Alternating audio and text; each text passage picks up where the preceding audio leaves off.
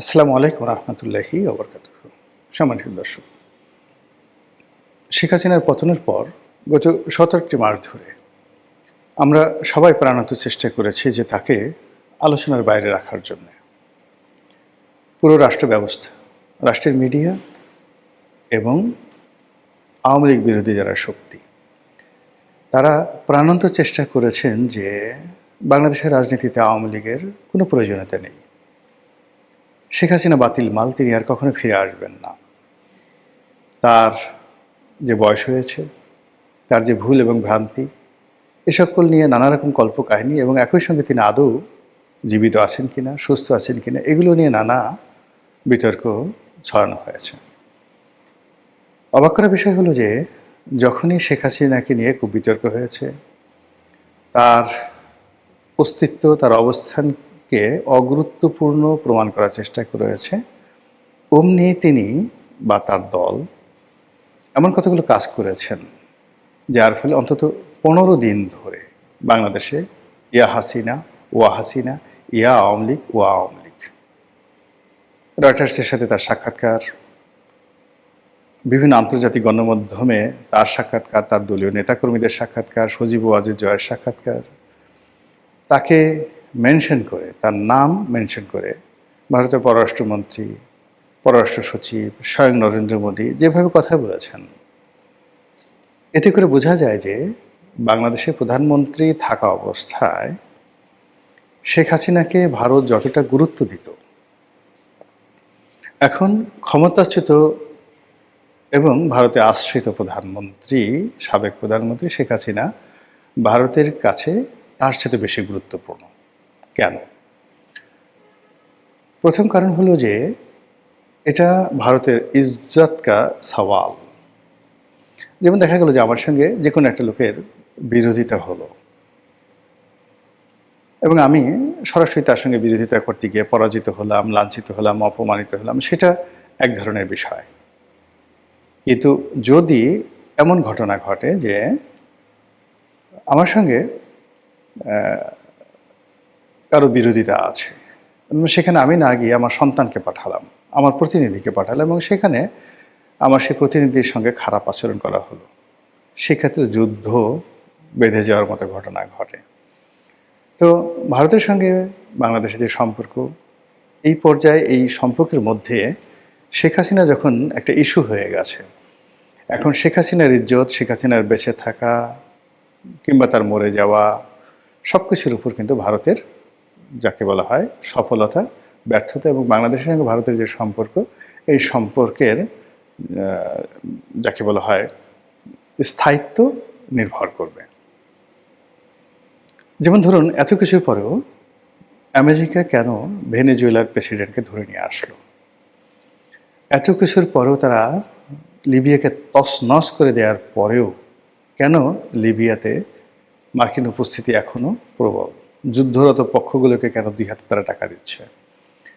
শক্তিশালী রাষ্ট্রগুলোর ১ নম্বর অস্ত্র হলো তারা যে শক্তিশালী, এটা প্রমাণ করা। ২ নম্বর হলো তারা যেটা চায় সেটা তারা করতে পারে। ৩ নম্বর হলো যে তারা কথা দিয়ে কথা রাখে এবং যাকে তারা আশ্রয় দেয় শেষ পর্যন্ত তাদের সঙ্গে তারা থাকে। আপনি চিন্তা করুন যে সেই ৪০-এর দশক থেকে ইরানের রাজনীতিতে রেজা শাহ পাহলভির সঙ্গে বা এই পরিবারের সঙ্গে আমেরিকার যে সম্পর্কটি, সেই সম্পর্কটি এখনও চলমান।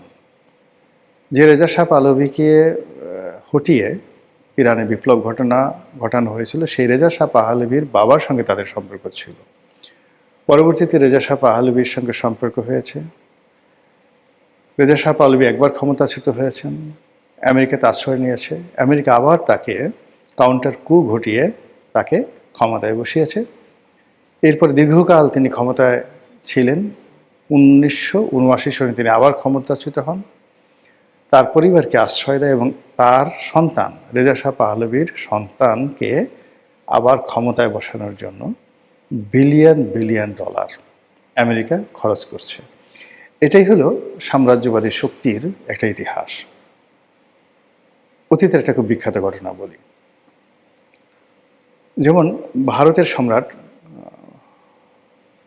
বাবরের পুত্র হুমায়ুন তিনি শের শাহের কাছে পরাজিত হয়ে পারস্যে আশ্রয় গ্রহণ করলেন।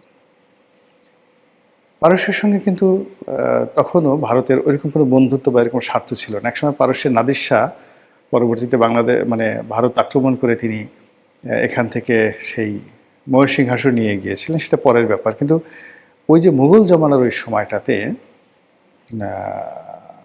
দিল্লির সঙ্গে আসলে পারস্যের কোনো সম্পর্ক ছিল না। কিন্তু পারস্যের যে সমস্যাটা ছিল আফগানিস্তানের সঙ্গে, আফগানিস্তানের কান্দাহার এবং অন্যান্য যে এলাকা কাবুল, কান্দাহার, এই পুরো আফগানিস্তানের শাসনভার ছিল বাবরের আর এক সন্তান মির্জা হিন্দ আলীর উপরে। তো হুমায়ুন যখন সেই পারস্যে আশ্রয় নিতে চাইলেন, তখন তার প্রথম শর্ত ছিল যে আপনি সবার আগে কাবুল দখল করবেন, এবং কাবুল দখল করার পরে কাবুলে যে সরকার গঠন করবেন তার সঙ্গে আমার একটা বন্ধুত্বপূর্ণ সম্পর্ক থাকতে হবে, যেটা হিন্দালের সঙ্গে নেই। দ্বিতীয়ত হলো যে আমার যে সৈন্যবাহিনী সেটা নিয়ে আপনি ভারতবর্ষ আক্রমণ করবেন। এবং এই শর্তে দেখুন সেই পারস্যের যে সম্রাট তিনি দীর্ঘকাল হুমায়ুনকে আশ্রয় দিলেন, এবং সেই তাদের সাহায্য নিয়ে হুমায়ুন আবার ভারতবর্ষ পুনরুদ্ধার করলেন বহু বছর পরে। আর সেই সাম্রাজ্য প্রায় ৩০০ বছর ভারত শাসন করল। তো এই হলো সাম্রাজ্যবাদী শক্তিদের একটা, যাকে বলা হয়, ইতিহাস। পিতা পরাজিত হয়, সন্তান সেটা সেই লিগাসি ধারণ করে। এক রাজা মানে যেমন পারস্য সম্রাট দারায়ুস, সাইরাস। তো সাইরাস ব্যাবিলন সম্পর্কে যে সিদ্ধান্ত নিয়েছিলেন, তারপর গ্রিস সম্পর্কে যে সিদ্ধান্ত নিয়েছিলেন, পরবর্তীতে তার উত্তরসূরি, তার আত্মীয় এবং মেয়ের জামাই দারায়ুস, তিনি সেই যুদ্ধগুলো চালিয়ে নিয়ে গেলেন, কিন্তু তিনি পারেননি। পরবর্তীতে তার ছেলে জার্কশেস তিনি সেটা সফল হলেন। তো এইভাবে আসলে পররাষ্ট্র নীতিগুলো, সাম্রাজ্যবাদী শক্তিগুলোর যে ধারাবাহিকতা কাউকে সমর্থন করার, সেটা থেকে যায়। তো ভারত যেহেতু এখন এই এশিয়াতে একটা সাম্রাজ্যবাদী শক্তি, সেই সাম্রাজ্যবাদী শক্তি শেখ হাসিনাকে আশ্রয় দিয়েছে বুঝে শুনে এবং চিন্তা ভাবনা করে।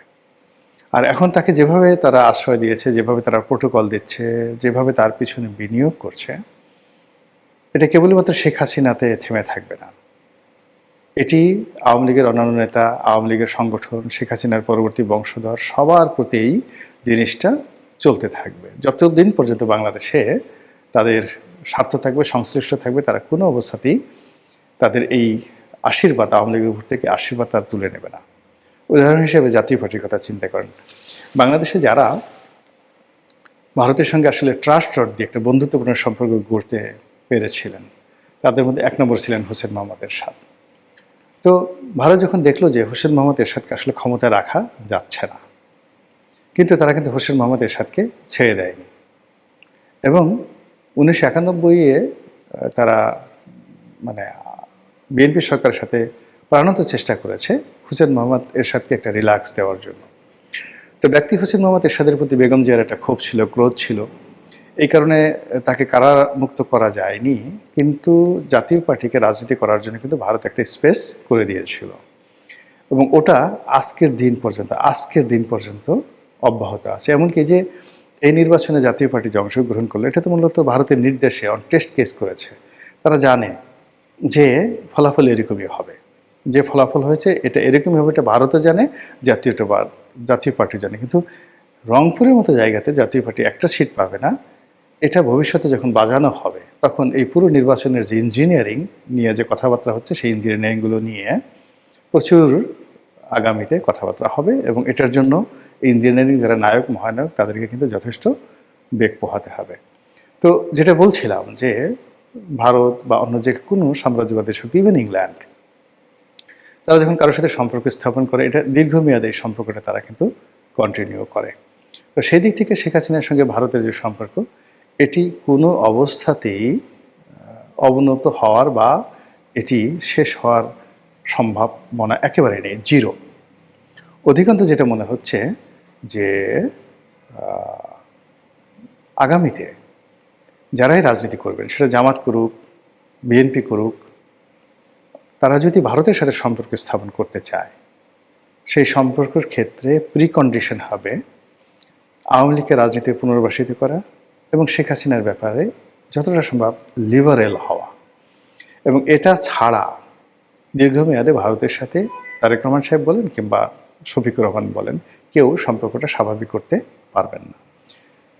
এবং এই যে দেখেন, রাজনীতিতে একটা ধারা যে কোনো রাজনীতি শেষ হয় না। যদি রাজনীতি শেষ হওয়ার কোনো লক্ষণ থাকতো, সেক্ষেত্রে তারেক রহমান সাহেবের উপর গত 17 বছরে যে জুলুম চলেছে, যে অত্যাচার চলেছে, সেক্ষেত্রে তারেক রহমান সাহেবের টিকে থাকার কথা না, কিন্তু তিনি টিকে আছেন। তিনি সেই 17 বছর পরে আবার ফিরে এসেছেন এবং আবার রাজনীতিতে পুনর্বাসিত হয়েছেন। কাজেই আওয়ামী লীগ শেষ হয়ে যাবে এবং কোনো রাজনীতি হবে না ইত্যাদি ইত্যাদি যে সমস্ত বিষয় রয়েছে, এটা হওয়ার নয়। কাজেই এই যে বর্তমান পরিবেশ পরিস্থিতি তৈরি হচ্ছে, সেখানে এই যে নতুন সরকার গঠন হবে, মন্ত্রিপরিষদ গঠন হবে, তারেক রহমান সাহেবকে নিয়ে যে ধরনের একটা এই মুহূর্তে উৎসাহ উদ্দীপনাটা স্বাভাবিক। জাস্ট 15 ডেজ, 15 দিন এইভাবে চলবে। 15 দিন পরে দেখবেন যে জামাত তার স্বরূপে আবির্ভূত হয়েছে। ওই নাসিরুদ্দিন পাটোয়ারি, ওই আক্তার, অন্যান্য যারা নাহিদ ইসলাম, তারপরে এই এনসিপির যে সকল লোকজন রয়েছেন, তারা বিকট শব্দে সরকারের সমালোচনা করছে। আওয়ামী লীগ আবার হুঙ্কার দিচ্ছে এবং রাজনীতির ময়দান আবার গরম হয়ে যাচ্ছে। আর যত গরম হবে, শেখ হাসিনার যে উপস্থিতি, প্রয়োজনীয়তা ততটা অনিবার্য হয়ে পড়বে ভারতের কাছে এবং বাংলাদেশের কাছে। মহান আল্লাহ আমাদের সবাইকে হেদায়েত দান করুন এবং হেফাজত করুন। আসসালামু আলাইকুম রহমতুল্লাহি ওয়া বারাকাতুহু।